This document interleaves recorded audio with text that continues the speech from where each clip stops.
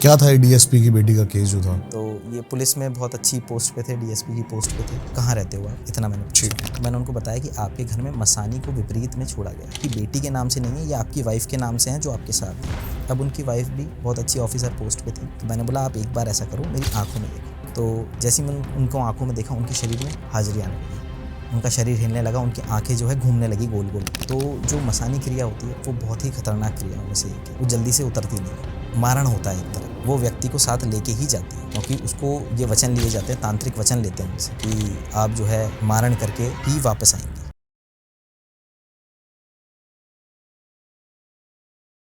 क्या था ये डीएसपी की बेटी का केस जो था? जी, ये केस पंजाब का था। हाँ। तो ये पुलिस में बहुत अच्छी पोस्ट पे थे, डीएसपी की पोस्ट पे थे। मैं किसी धाम में सेवा करता था, या मैं जो जिस जगह में बैठता था, मैं सेवा करता था, वहाँ पर जो है ये आए थे। और नॉर्मल, बिल्कुल नॉर्मल, मुझे नहीं पता था ये कौन है, कहाँ से है। मैंने सिर्फ जो हमारा प्रोसेस होता है, नाम पूछना, गोत्र पूछना और कहाँ रहते हो आप, इतना मैंने पूछा। ठीक है। तो उन्होंने बताया मैं यहीं रहता हूँ, और मेरा नाम जो भी उन्होंने अपना नाम बताया, तो मैंने उस नाम से चेक करा। तो मैंने बोला सबसे पहले आपके घर में पितृ दोष है, आपके घर में पितृ को विपरीत करके छोड़ा गया है। ठीक है। मैंने बोला आपके घर में कोई ऐसा व्यक्ति गया है जिसके सर में कोई परेशानी थी, सर में की कोई बीमारी हुई थी उसको? तो उन्होंने बताया कि मेरा ही भाई था छोटा, जिसको ब्रेन हैमरेज हो गया था, और वो उसी से गया। उसको मतलब सर का उसका जो ऑपरेशन है ना, वो चला था काफ़ी समय, कोमा में भी वो रहा, उसके बाद उसकी मृत्यु हुई। हाँ। तो मैंने बताया वो भी नकारात्मकता से गया था, नेगेटिविटी से गया था। आपके घर में क्रिया भी है, उसके कारण पितृदोष भी लग रहा है। अभी जो है आपकी बेटी के ऊपर ही सारी बाधा आ रखी है। तो जब उन्होंने ये सुना, और वो बेटी को अपने साथ नहीं लाए थे, तो वो मतलब उनका विश्वास और बढ़ा। उन्होंने बोला हाँ मेरी बेटी के लिए ही मैं आया हूँ, उसी को दिक्कत है। तो मैंने उनको बताया कि आपके घर में मसानी को विपरीत में छोड़ा गया है, जैसे मैंने देवी देवता को छोड़ा जाता है उसी तरह से उनको छोड़ा गया। तब मसानी को जो विपरीत में छोड़ा गया था, मैंने बोला ये मगर आपकी बेटी के नाम से नहीं है, ये आपकी वाइफ के नाम से हैं जो आपके साथ हैं। अब उनकी वाइफ भी बहुत अच्छी ऑफिसर पोस्ट पे थी।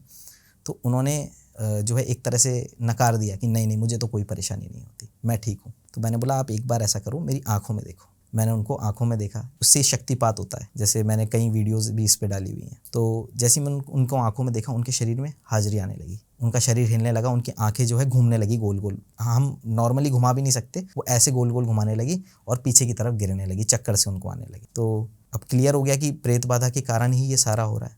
तो जब मैंने उनको बताया तो उनका विश्वास जागा। फिर उन्होंने मुझे बताया कि मैं ऐसे ऐसे इस पोस्ट पे हूँ, तो आप जो है इसका इलाज आप करो। तो जो मसानी क्रिया होती है वो बहुत ही खतरनाक क्रियाओं में से एक है। वो जल्दी से उतरती नहीं है, उसको उतरने के लिए समय चाहिए, नहीं तो वो मारण होता है एक तरह। वो व्यक्ति को साथ लेके ही जाती है, क्योंकि उसको ये वचन लिए जाते हैं, तांत्रिक वचन लेते हैं उनसे कि आप जो है मारण करके ही वापस आएंगी।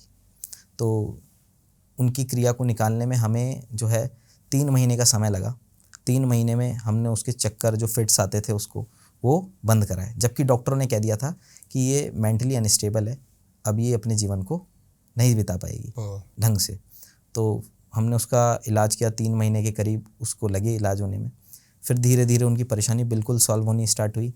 आज वो जो लड़की है वो बिल्कुल ठीक है। तो क्या हुआ क्या था? घर में पिशाचनी इन्हीं के दिखी? तो घर में पिशाचनी जो है मुझे इनके दिखी जब मैं इनके घर में गया। तो विजिट करते ही मैंने सबसे पहले इनको बोला कि आपके घर में नकारात्मकता तो है। नहीं, लेकिन मेरे को जानना शुरू से थोड़ा सा हाँ, कि हो क्या रहा था और कैसे इन्होंने आपसे कनेक्ट किया? इनके साथ तो जी ज़्यादा ही ट्रेजेडी हो चुकी थी। जैसे जब तक ये मुझसे जुड़े उससे पहले बहुत इनके घर में परेशानी हो गई। इनकी मदर और इनके फादर दोनों की ही डेथ हो चुकी थी उससे पहले, और वो प्रेत बाधा के कारण ही हुई। तो जब मैं इनके घर में गया तो ये परेशान थे। अब ये एक तरह से हताश भी थे कि कुछ होना नहीं है, अब मम्मी पापा ही नहीं है, कोई घर में है ही नहीं, तो मैं क्या करूँगा प्रेत बाधा को निकाल के।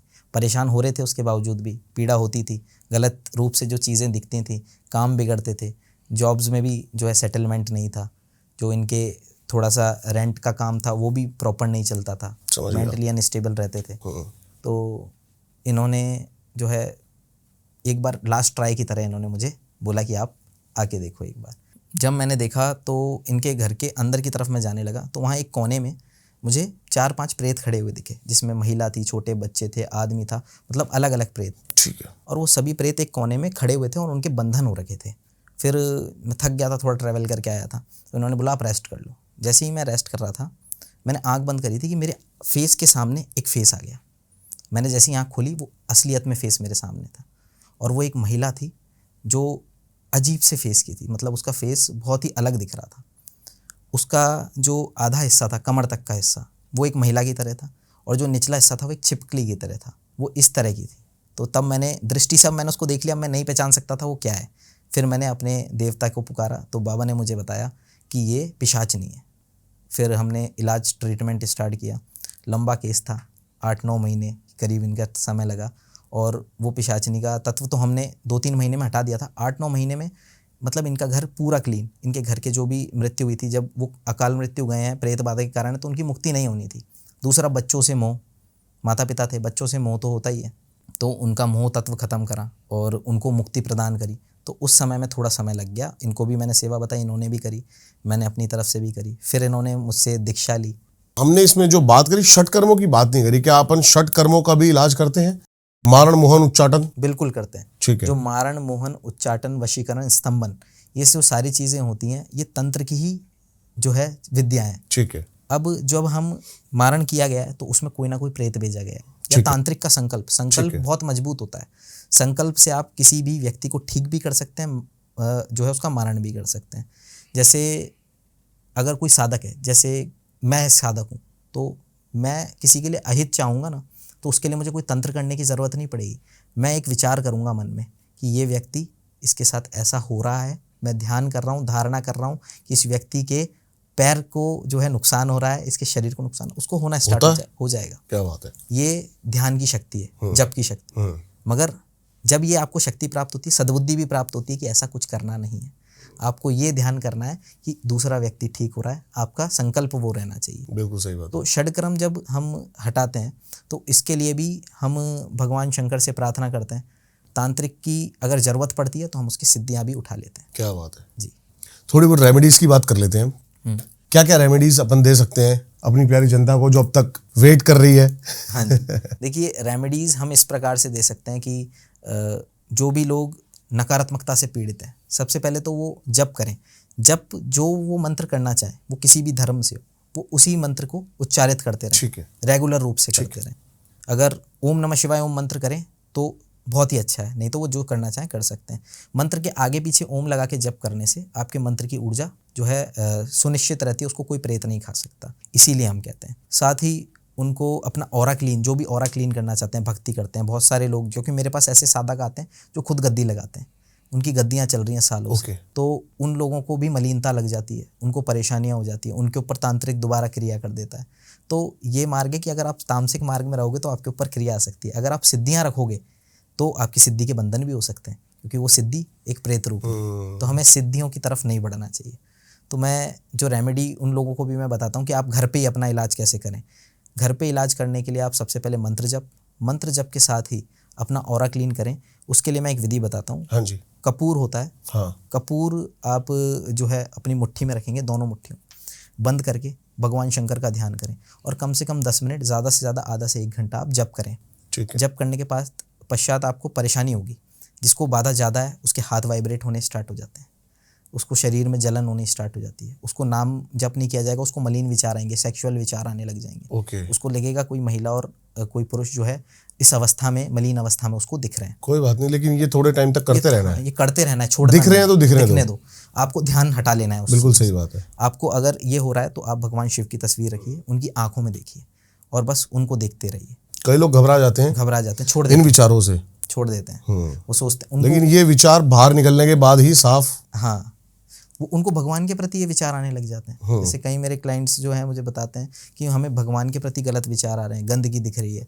तो मैंने बोला ये सब आपकी नकारात्मकता आपको करा रही है। हो सकता है नकारात्मकता नहीं है, तो ये मलिनता जो आपके शरीर पे है, जैसे इलाज करते हो किसी का आप, तो हो सकता है उसकी वाइब, नेगेटिव वाइब आप उसके ऑरे में घुस रहे, बिल्कुल सही बात है, तो वो आपके ऊपर लग रही है, तो उसके कारण भी ये विचार आपको आ सकते हैं।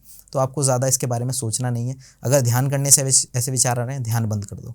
आप अपने ईस्ट की तरफ देखो, भगवान शंकर के पैरों में देखो, पैरों में अपने आप को देखो। धारणा, ध्यान की शुरुआत धारणा से ही है। तो धारणा करो कि आप उनके चरणों में हो, धारणा करो कि आप उनके हृदय के अंदर हो, वो आपसे प्रेम करते हैं, आपको उन्होंने हृदय में बसा रखा है। हाँ जी। धारणा करो कि वो आपकी आंखों में है और आप उनकी आंखों में देखो। जो देवता है वो साहसी व्यक्ति, जो उसकी आंखों में देखता है उसकी तरफ बड़ा आकर्षित होता है। तो उनकी आंखों में देखो, इस तरह से जप करो। और जो कपूर आपने हाथ में रखा है उस कपूर को जो है आप किसी पात्र में डाल के अग्नि लगाओ। ठीक है। डेली का आप करो, कम से कम 1 महीना आप करोगे तो आपकी प्रेत बाधा बहुत हद तक खत्म हो जाएगी। साथ ही जो है मेडिटेशन, जिनको प्रेत बाधा नहीं है, पितृ दोष है या कोई और दोष है, वो ध्यान करें। ध्यान में ही प्रार्थना करें कि मैं जो ध्यान कर रहा हूँ इससे मेरे घर के पितृ मुक्त हों, या जो मैं जप कर रहा हूँ उससे मेरे घर के पितृ मुक्त हों, उससे भी फ़र्क पड़ेगा। एक और मैं रेमेडी बताता हूँ जो बहुत कारगर है। हाँ जी। वो भगवान शंकर की सेवा से है। ठीक है। हमें किसी भी मंदिर जाके या घर पे ही शिवलिंग पे जल चढ़ाना स्टार्ट करना चाहिए। ठीक है। एक पुष्प, बाबा तो किसी से भी खुश है, पेड़ से तोड़ के पुष्प चढ़ा दो, उन पे जल चढ़ाओ, पुष्प चढ़ाओ, उनसे प्रार्थना करो कि हे शंकर भगवान, मेरे घर में जो बाधाएं हैं, प्रेत बाधा है, पितृ दोष है, कोई भी दोष है, या किसी को बच्चों से रिलेटेड समस्या है, कोई भी उनकी पीड़ा, ऐसा कुछ नहीं है जो शिव नहीं दे सके। करता करे ना कर सके, शिव करे सो होए, 3 लोक 9 खंड में, महादेव से बड़ा ना कोई। तो शिव सब कुछ दे सकते हैं जो आपके भाग्य में नहीं है वो भी। तो उनको जल चढ़ाने के पश्चात आप उनसे प्रार्थना करेंगे, पुष्प चढ़ाने के पश्चात, और बोलेंगे कि मेरे घर को आप ठीक करो, जो मेरी बाधाएं उसको हरो। घर आएंगे, घर आके भी आप एक दीप जलाएंगे। दीप जलाने के बाद आप जो है शिव चालीसा का पाठ करेंगे और वही अपनी बाधा बताएंगे। ये आपको रेगुलर करना है। महिलाएं जो हैं उसको 41 डेज़ नहीं कर पाती हैं तो वो 21 डेज़ करें, और पुरुष इसको 41 डेज़ करें। ऐसा कोई कार्य नहीं है जो सिद्ध नहीं होगा। लोगों की जॉब भी इससे लगी है, जो उनके कार्य रुके हुए थे वो भी पूर्ण हुए, प्रेत बाधा भी इनकी दूर हुई है, किसी को संतान प्राप्ति हुई है। तो बहुत कुछ इस जो है उपाय से ही उनको प्राप्त हो गया है।